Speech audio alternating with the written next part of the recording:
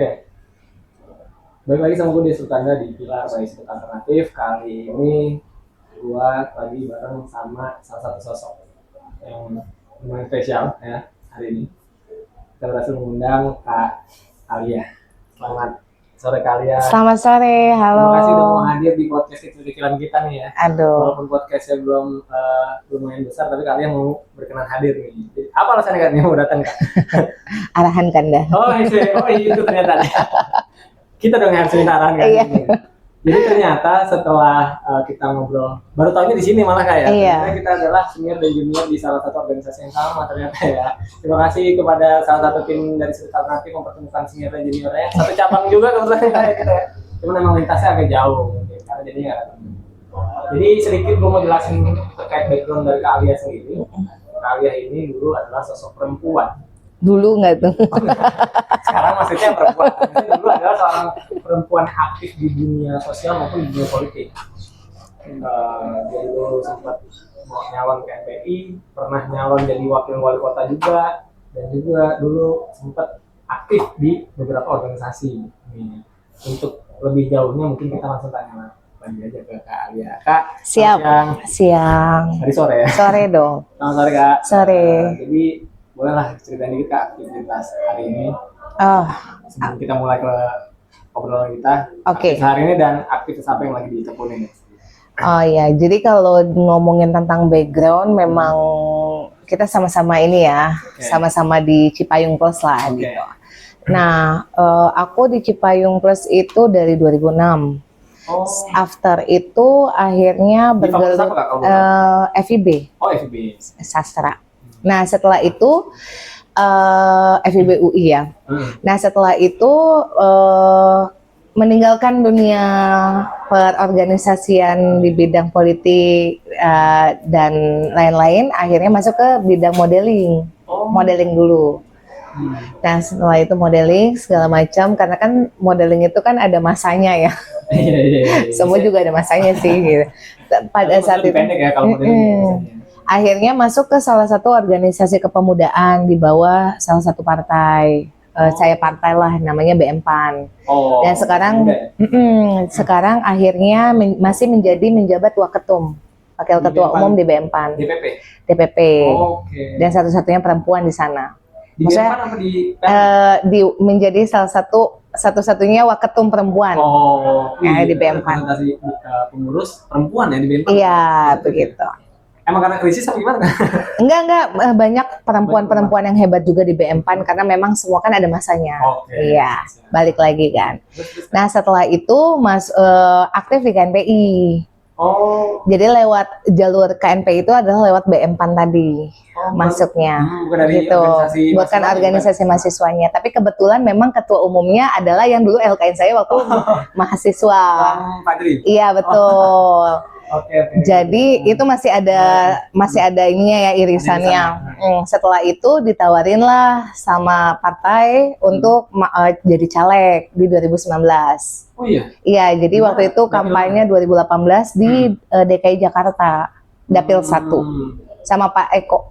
Pak Eko Patrio. Iya, Oh, DPR RI berarti. DPR RI. Kalau nggak salah berarti itu sama Mbak Samara waktu itu ya. Mbak Samara itu di Dapil 2 atau 3 gitu. Di Di DKI Jaksel, ya, dia di Kalau kakak Jaksel. Aku di Jakarta Timur. Oke. Terus. Dapil 1 Jakarta Timur khusus. Nah, setelah itu 2018 kan ya, untuk pemilu 2019. 2019 ya udah aktif di organisasi kepemudaan. Nah, di situ lebih banyak aktif, pernah juga jadi salah satu komite percepatan pesepak bolaan waktu itu. Jadi sempat masuk di situ juga. Terus udah gitu sempat aktif juga di ada salah satu perhimpunan perempuan politik juga gitu. Nah, terus sudah gitu banyak juga sih organisasi. Sekarang menjabat menjadi ketua Jakarta Timur, Gekraf Jakarta Timur. Gekraf tuh Gerakan Ekonomi Kreatif Nasional. Di bawah naungan Kementerian Pariwisata. Enggak, kita ini beda jalurnya independen. Tapi kemarin memang diinisiasi langsung sama Pak Sandiaga Uno. Kebetulan yang menjadi Pak Sandi ya? enggak dari 2019. Oh, udah lama berarti. Iya, jadi Gcraft ini sebenarnya udah dari after dari pemilu yang 2014 2019. After dari situ, Gcraft itu ada di 2020 kalau nggak salah. Gitu. Nah ini kan ini lumayan menarik nih Kak. Iya. Seorang kakak yang kebetulan juga dari dunia modeling, yang memang sebenarnya kalau misalnya dari perawakannya memang rata-rata mirip model ya. Rata-rata. Tiba langsung terjun ke dunia yang kita tahu konotasinya itu sangat maskulin. Iya. Itu dunia politik. Nah itu perjalanannya transisi itu gimana tuh Kak? Ya sebenarnya agak sedikit ada gap ya. Gapnya itu bukan masalah maskulin atau feminim, karena model itu kan harus menjadi, maksudnya tergantung model itu kan siapapun bisa menjadi maskulin juga, siapa bisa juga feminim gitu kan. Namanya model kan tergantung siapa penciptanya gitu. Mau ngasih dia role-nya apa gitu kan. Nah sebenarnya yang lebih teruji itu adalah mentalnya sih. Karena mental model sama mental politikus itu beda ya, gitu. Iya. Nah karena memang kebetulan saya pribadi kan bukan hanya tiba-tiba ngeletek gitu ya di dunia keorganisasian, tapi kan ada latar belakangnya, yaitu memang budaya yang ada di dalam keluarga itu memang sudah tercipta segala sesuatu yang berhubungan dengan politik gitu isunya. Jadi memang dibawa juga dari ayahanda tercinta juga gitu, yang memang di dunia itu gitu. Dulu ya pejabat politik gitu. Anggota DPR RI 2004-2009 waktu di Sukabumi Cianjur, masih zamannya Pak SBY. Berarti salah satu yang membuat kalian akhirnya tertarik untuk terjun ke dunia politik adalah mengikuti dari Enggak juga sih sebenarnya. Sebenarnya mungkin karena udah terbiasa kali ya dengan culture-nya gitu di keluarga gitu, di lingkungan. Di kampus juga ikut organisasi ya. Iya gitu, walaupun dipaksa ya. Kalau dipaksa itu ini seru nih, terkait masalah ada istilah kata paksaan. Emang gimana dulu? Iya, jadi dulu tuh maksudnya masuk, nggak apa-apa ya, sebutin aja ya. Iya, waktu itu kan masuk di HMI itu kan kayak dulu tuh masih sorry to say ya, waktu masih zaman 2006 itu kita tuh kayak di UI ikutan HMI itu kayak berasa kiri banget gitu. Oh, malah kiri? Iya, berasa kiri banget. Ada Forward, ada GMNI. Iya, tapi maksudnya kayak masuk organisasi eksternal yang berbau dengan politik gitu ya. Iya, maksudnya itu image-nya, apalagi kan aku sastra Arab ya. Iya, jadi aku jurusannya sastra Arab kan S1-nya. Jadi dengan dunia yang berbeda banget gitu, tiba-tiba kayak dicap kiri banget gitu loh. Jadi kayak waktu itu tuh benar-benar kayak bergelora banget antara kayak lu beneran mau masuk HMI, HMI tuh gini. Maksudnya itu dari versi teman-teman yang jurusan gitu kan. Tapi kalau seandainya karena berhubung waktu itu tuh aku tuh sampai dikejar-kejar senior karena ayahku gitu. Jadi waktu itu kayak ya mungkin arahan ya. Arahan dari senior kakak dan arahan dari ayah. Iya gitu. Pada saat itu kan ayah kan lulusan Fakultas Teknik UI kan. Iya FTUI. Enggak, maksudnya masih di bawahnya Bang Akbar gitu. Satu fakultas. Nah terus habis itu teleponin salah satu anak Fakultas Teknik yang masih berkomunikasi sama beliau kan. Nah terus dia bilang ademu tuh ada di Sastra Arab. Iya kata dia. Enggak, dia bilang adikmu gitu. Adikmu tuh ada di UI gitu. Hai siapa? Iya, anaknya abang gitu.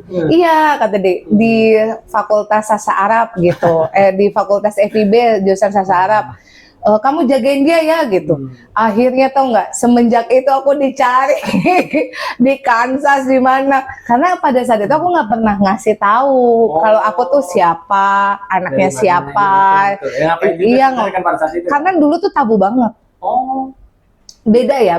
Maksudnya anggota dewan dulu, maksudnya kalau tidak, maksudnya beda ya. Maksudnya kayak mereka tuh tidak yang terlalu mengeksplor, paham nggak? Iya, mengekspos gitu.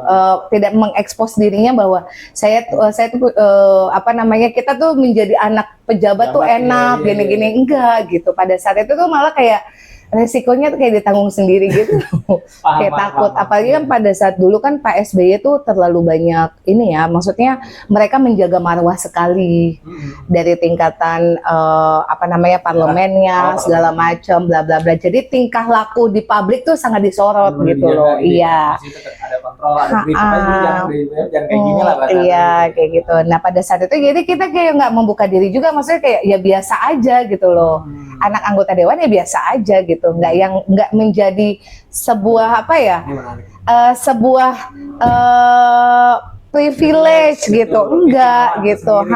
Sampai akhirnya pada saat itu ya udah aku dicari, terus mereka senior aku yang lucunya yang di kampus kan, yang kenal aku, yang sering main bareng, yang kayak lu kenapa dari dulu nggak pernah ngomong sih gitu yang Tapi kenapa mereka sebenarnya sebelum tahu dapat informasi dari ayah, senior kakak tuh tahu nggak sebenarnya kalau kakak itu anaknya beliau? Iya, nggak ada yang tahu sampai akhirnya kan mereka. Tapi dia udah kenal sama kakak? Enggak, kan aku mainan emang sama senior, tapi senior yang di FIB, yang anak sastra lainnya gitu. Karena memang kan aku aktif di Sastra FC, sepak bolanya sama futsalnya. Jadi aku manajer di sana kan. Nah jadi rata-rata aku langsung ketemunya sama senior-senior yang memang ngelatih anak-anak sastra gitu-gitu. Nah mereka tuh kaget tiba-tiba tuh sesama angkatannya mereka kayak yang, lu kenal nggak sih sama Alia, anak sastra Arab gitu? Itu junior gue gitu-gitu ya gitu. Ya. Akhirnya ya udahlah, terciptalah kayak yang ini kita ini junior bapak dari HMI gitu. Intronya begitu ya? Intronya gitu. Saya disuruh jagain kamu nih gitu. Kan arahan banget ya gitu. Terus modus dong biasanya itu kalau kayak gitu biasanya. Ya tapi kan kita kan udah nggak ini kan. Kan kita kan udah biasa di lingkungan politik ya. Jadi udah dia kayak gini modus-modus apa gitu. Dia olah, kita olah balik. Mantap. Dia jual, kita beli. Oke, dia beli. Kayak gitu. Jadi pada saat itu akhirnya ya udah, pada saat yang lucunya pas mau LK tuh kan disuruh LK, kamu harus LK ya gini gitu. Ih, ngapain sih LK, apa sih gitu kan, kayak ngapain sih, kita kan kayak anak yang benar-benar aktifnya di kampus internal gitu loh, tiba-tiba kayak dijorokin eksternal gitu kan, kayak pasti ada penolakan lah gitu, kayak terus terus ditambah lagi kayak teman-teman yang sangkatan, ih ngapain sih Alia, itu kan kiri begini-gini, kayak kita tuh pusing gitu loh, kayak gitu. Nah akhirnya pada saat itu ya udah sama ayahku, pokoknya kamu wajib LK, pokoknya nggak mau tahu ya gini gitu. Ultimatumnya yang bikin udahlah gitu. Akhirnya aku sampai itu pertama kali aku ikutan eksternal dari maksudnya dari sisi di luar akademis ya. Yang sampai keluar rumah sampai tengah malam dan sampai ngikutin ini, itu baru cuman LK doang. Cuman gara-gara LK ya? Sampai aku bilang ke ayahku gini, dari dulu kan abang nggak pernah, aku manggilnya abah ya, dari dulu abang nggak pernah ngizinin aku sampai kayak seumpama tur sekolah lah kemana-kemana, tapi cuman perkara LK doang wajib gitu loh. Sampai boleh pulang malam ya? Iya, terus kata dia, ya nggak apa-apa, itu buat modal kamu, kata dia gitu. Nah, ini jadi pertanyaannya adalah, setelah akhirnya kakak terjun, masuk ikut LK dan segala macam, perbedaannya ada nggak? Perbedaannya adalah. Yang menurut kakak paling signifikan apa? Dari pemikiran lah ya. Dari pemikiran olah banget ya? Benar-benar keolah banget sih. Kita jadi tahu bagaimana cara olah mengolah gitu. Nggak, maksudnya jadi kan kakak juga kan sebenarnya anak seorang politisi. Otomatis kan biasanya diajarin lah basic-basic terkait masalah dunia politik itu seperti apa. Sebenarnya sih nggak terlalu diajarin secara, maksudnya teoritis nggak ya. Lebih kayak ke pengenalan. Iya, maksudnya kayak isu-isu.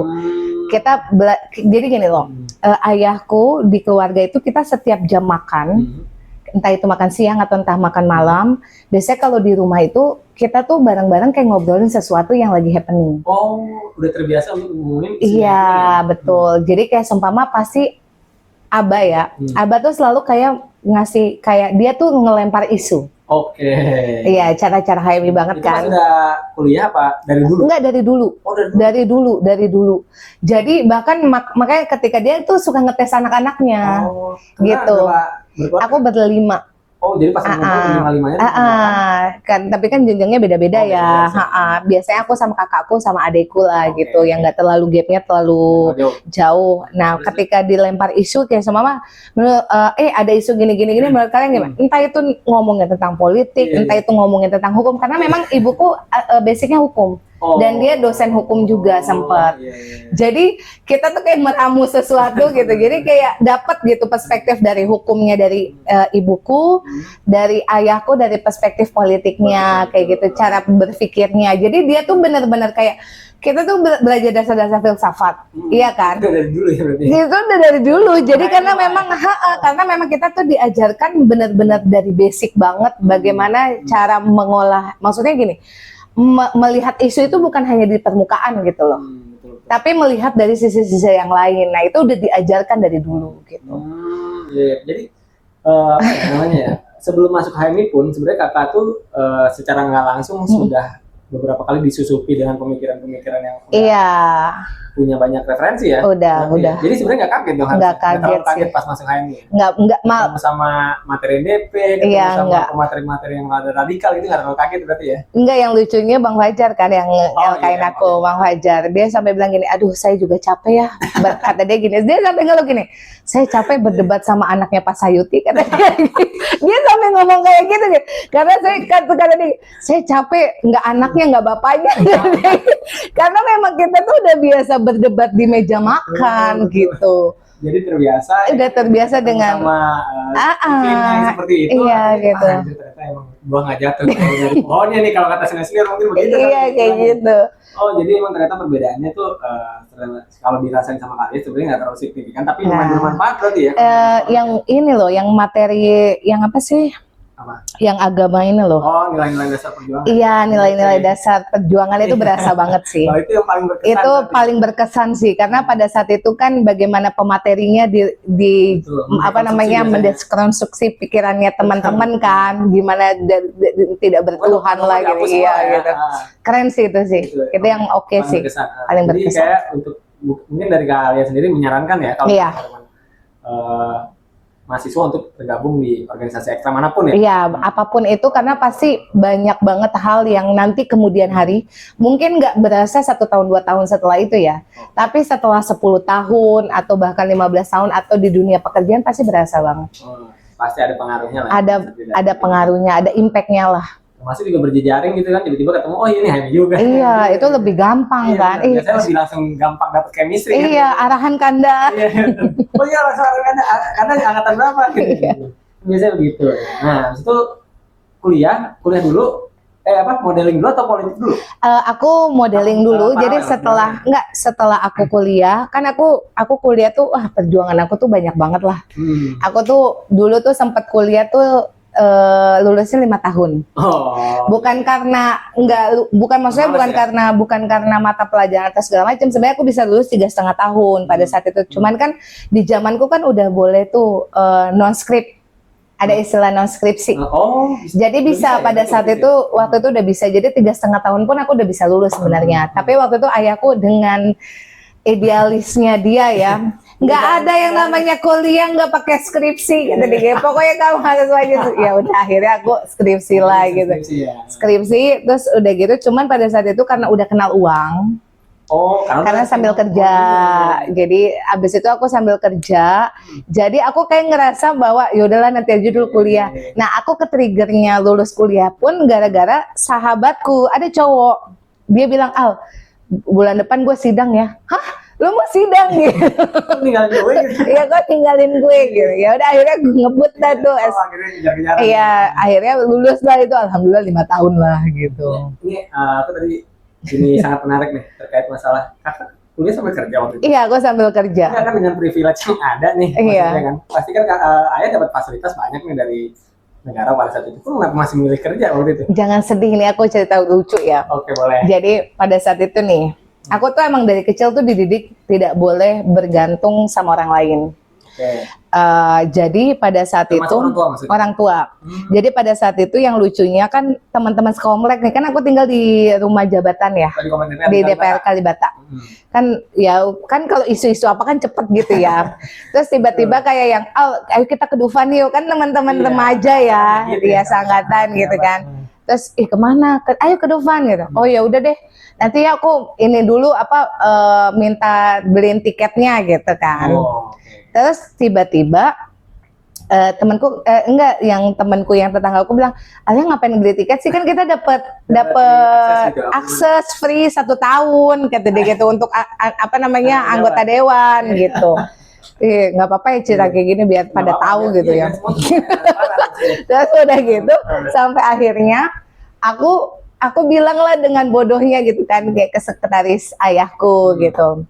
Om, aku minta dong, yang lain udah dapat, aku kok belum dapat gitu, dengan pedenya gitu ya, karena berasa privilege gitu kan.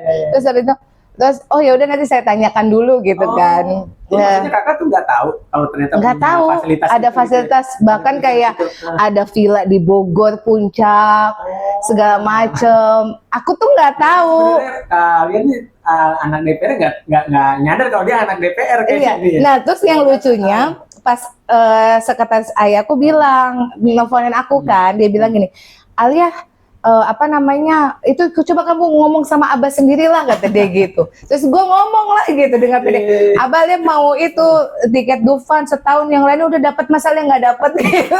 Dia kan tinggal diurus doang gitu. Terus dia langsung gini maki-maki gue, Gimana tuh?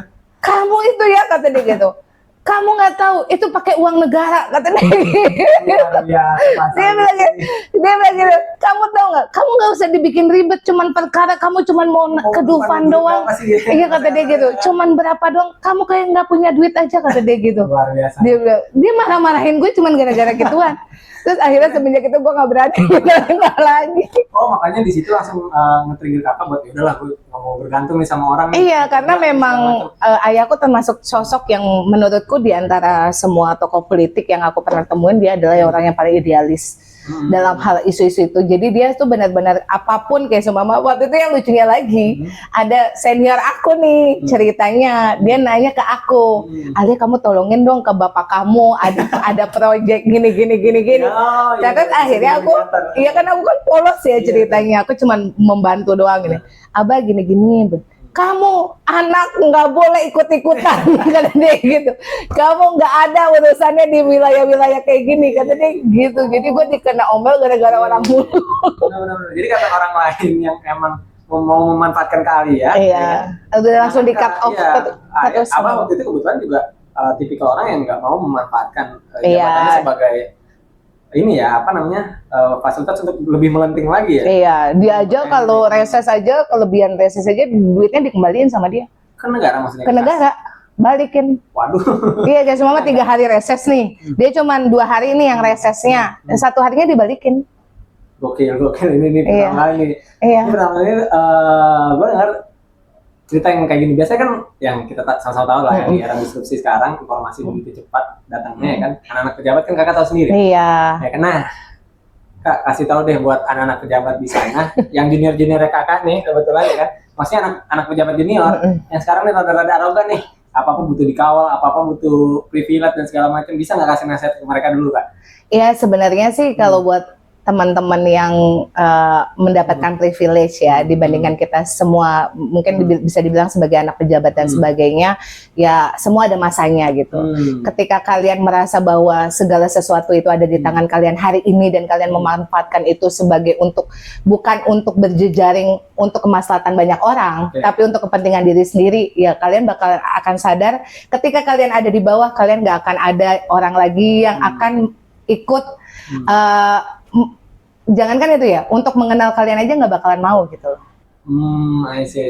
Berarti ya intinya ya jabatan apapun dan segala macam itu ya sementara lah ya. Sementara banget, momentum, dan ketika kalian memanfaatkan privilege itu menjadi sebuah lahan ya, apa namanya, tapi kan malah di situ tidak menjadikan kamu lebih besar gitu loh, malah jadinya membuat kamu tidak bisa diterima oleh kalangan-kalangan orang-orang yang pada saat itu yang karena sifat arogannya tadi kan akhirnya kan berbenturan dengan siapa.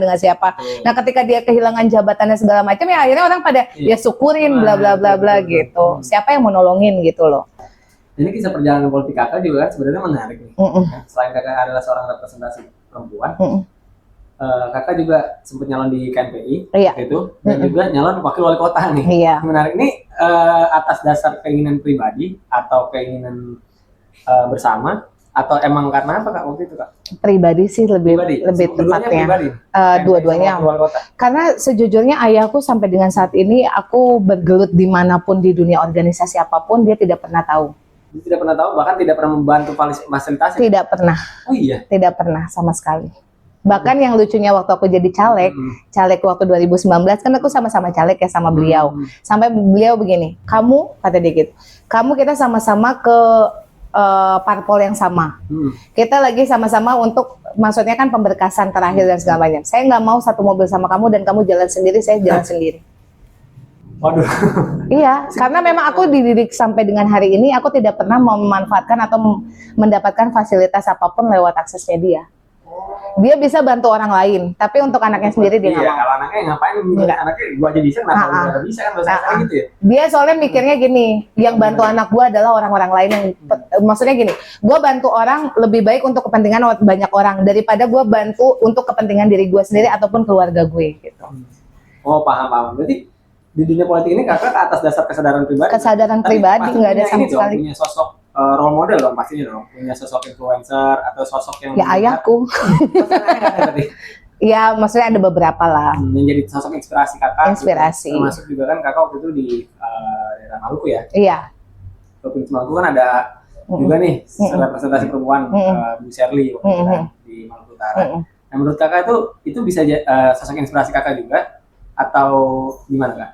Sebenarnya sih kalau untuk tokoh-tokoh perempuan banyak ya. Kalau kita mau menjadi tokoh inspirasi, tapi kan semuanya kan pasti akan berbenturan dengan apa. Maksudnya gini, inspirasi kan bukan hanya yang ada di permukaan gitu loh. Kita tidak bisa melihat sebagai maksudnya karena dia punya pertumbuhan ekonomi yang baik segala macam itu menjadikan kita inspirasi. Kita kan juga harus menarik latar belakang dan sebagainya itu menjadi bagian dari figur. Karena menurutku inspirasi bukan hanya omong kosong aja gitu loh.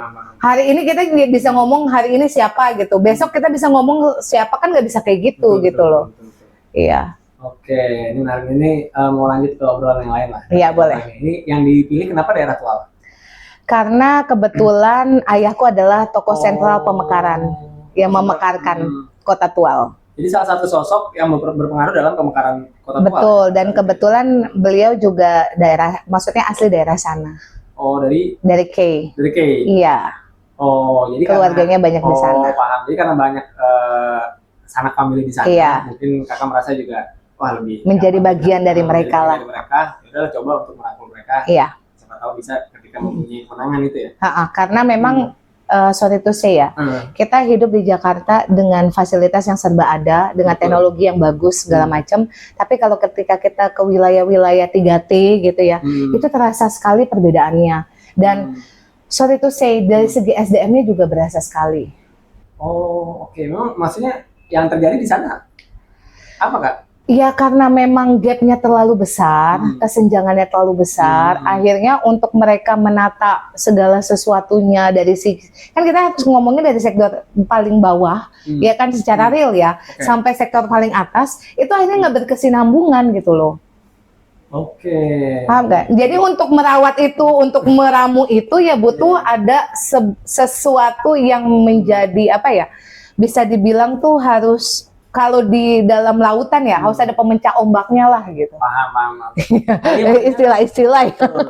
Ya maksudnya kan menjadi seorang sosok ya atau menjadi seorang tokoh pejabat publik di daerah maupun di negara kita pasti kan butuh yang namanya operasional kan, kos politik dan segala macamnya. Waktu itu pada saat itu berarti kakak juga bagian yang ngeluarin kos politik ya dong pada saat itu? Iya walaupun ya aku termasuk keluar banyak sih. Termasuk keluar banyak ya? Keluar banyak. Beda nggak sama daerah-daerah lain? Maksudnya kan kayak ada daerah di Jakarta nih yang lebih daerahnya tuh lebih gampang diakses.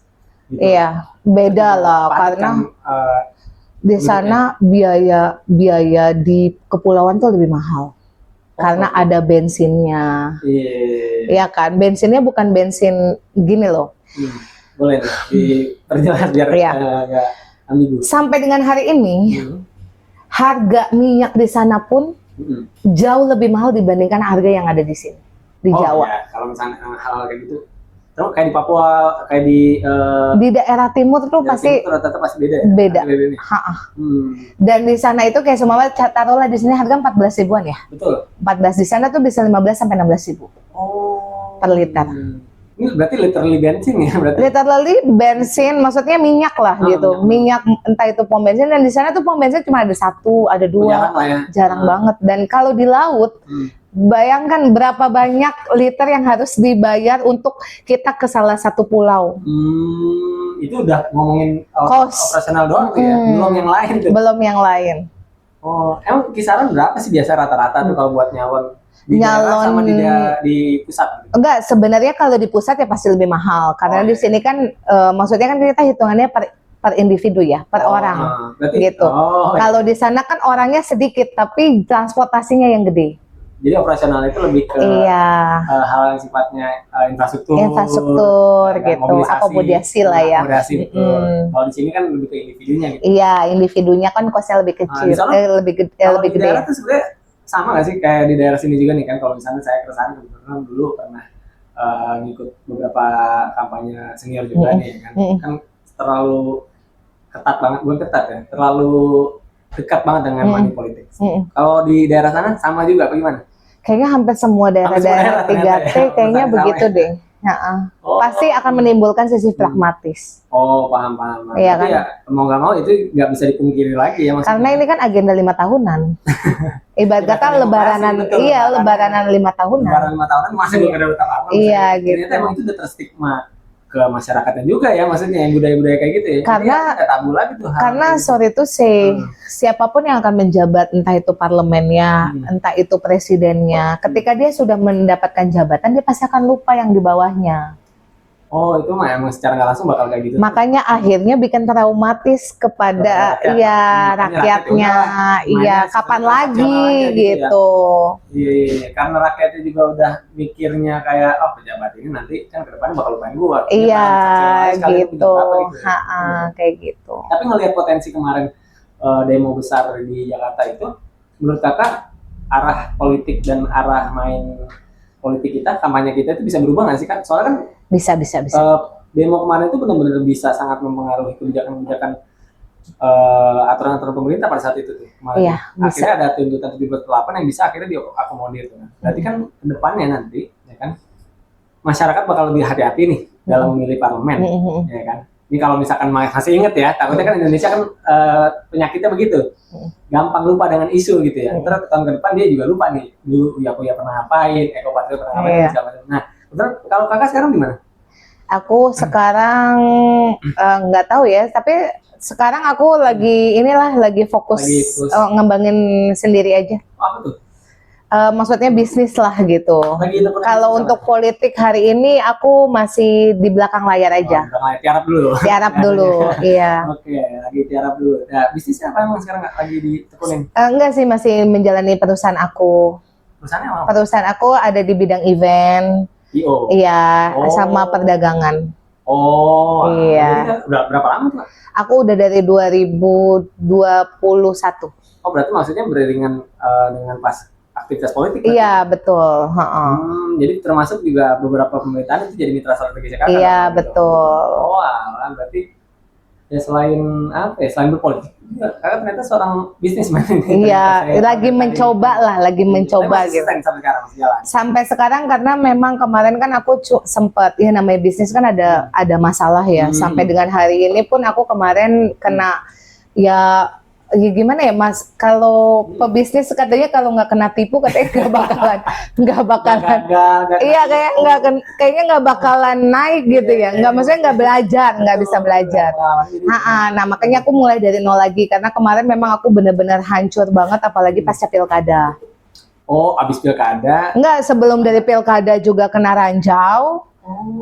Aku bener-bener duit aku dibawa lari segala macam, terus habis itu kena pilkada juga, terus ternyata zong lagi gitu. Jadi masih banyak hal-hal yang harus aku tanggung jawab hari ini gitu. Itu kondisi mental aman gak? Makanya sebenarnya sih ya Allah, hanya Allah yang tahu lah ya gimana. Masih bisa terlihat happy di sosmed, ya kan, mungkin di beberapa circle. Karena gini banget tuh. Karena aku belajar dari apa yang sudah orang tua aku didik ya. Boleh. Kita tuh nggak bisa bergantung sama orang lain. Yang kita cuma bisa bergantung cuma sama Tuhan doang gitu. Karena percuma kita mau ngomong apa bla bla bla bla bla, belum tentu orang juga percaya, ya kan? Belum tentu orang juga akan mengakomodir kita. Belum tentu juga padahal palingan cuma mereka kepoin kita doang, ya kan? Cuman mau tahu gimana kitanya gitu. Tapi kan tidak menyelesaikan apapun gitu. Sadar kalau misalkan orang lain nggak bisa banyak berpengaruh di kehidupan kita Iya ya. gitu. Jadi hanya diri sendiri aja lah yang bisa menciptakan peluang-peluang itu. Ya Iya. maksudnya dalam artian sampai dengan hari ini ya, ya sampai gimana ya? Masalah itu kalau dipikirin akan hanya menjadi beban. Iya, iya, iya. Tapi kalau secara masalah itu dikerjakan solusinya, itu menjadi sebuah jawaban. Anjay. Ini mantap nih, Coach. Nanti itu Iya kan? Benar kan? ya. Ini bakal rame nih kayaknya kayak gini. Iya kan? Nah itu, jadi tapi pas di fase itu kalian juga nggak ini ya, nggak ada backup ya, maksudnya Nggak ada. nggak ada yang bantu. Nggak ada. Sampai Sampai ayah pun juga waktu itu gimana? karena memang maksudnya gini kan, aku terlahir dari politisi yang idealis, tahu Betul, nggak? yang Maksudnya punya nilai-nilai. iya yang dijaga gitu. benar. Jadi dia pun maksudnya gini, aku tidak mau menyusahkan beliau lah, dalam artian ini kan udah masa tuanya beliau. Oh. Sampai dengan hari ini kan maksudnya aku yang menjadi tulang punggung kan hari ini Di gitu keluarga. di keluarga. Jadi maksudnya aku tidak mau membebani isu-isu itu gitu. Paham. Berarti apa namanya? Apa yang mau diharapkan dengan mantan politisi yang idealis Iya, gitu loh. Iya kan? Yang nggak punya Beda dong, apa-apa, nggak punya benar. warisan. Dan tapi sampai dengan hari ini pemerintah tidak mau melihat itu gitu loh. Apa yang sudah dia juang, kayak seumpama Apa yang- undang-undang ombudsman kan yang buat, Iya. undang-undang kayak apa namanya perpustakaan nasional, enggak arsip nasional, itu kan dia yang buat dengan minim anggaran pada saat itu dengan menggunakan rumah aku sebagai tempat untuk rapat segala macam, tidak mengeluarkan anggaran. Astaga, dulu Iya. kalau sekarang kan enak banget. Iya, sekarang di hotel buat ngeluarin. Diem lagi. Gitu. Itulah bedanya ya politisi zaman dulu sama politisi zaman sekarang. Oh, berarti emang dulu rata-rata tuh hampir kayak Hampir rata-rata semua kayak gitu karena mereka tuh masih kayak takut ya.